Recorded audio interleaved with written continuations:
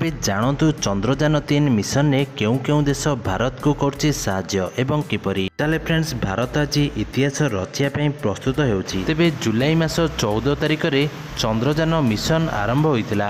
तेबे जहा आज संध्या 6टा बेले चंद्रपृष्ठ रे अवतरण करिया पई जाउछि। तेबे अमेरिकीय स्पेस एजेंसी नासा एवं यूरोपीय स्पेस एजेंसी ईएसए मध्य एही मिशन को सफल करिया पई एवं निरापद अवतरण करिया पई इसरो को साहाय्य करछंती। फ्रेंड्स रिपोर्ट अनुसार यूरोपीय space operation centre ground operation engineer Ramesh Chelathurai कहते जे चंद्रयान-3 रो मिशन आरंभ ही भारत को साहाय्य करि आउछि।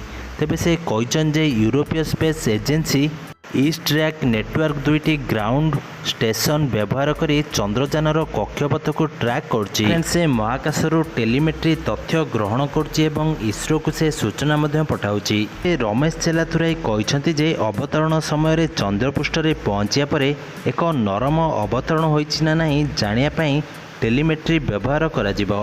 तेबे एक सफल अवतरण परे मिशन रोवर द्वारा संग्रहित तथ्य लैंडर मॉड्यूल माध्यम रे ग्राउंड स्टेशन को पठाजिया परे एही तथ्य बांगालोर मिशन ऑपरेशन सेंटर को पठाजिवो।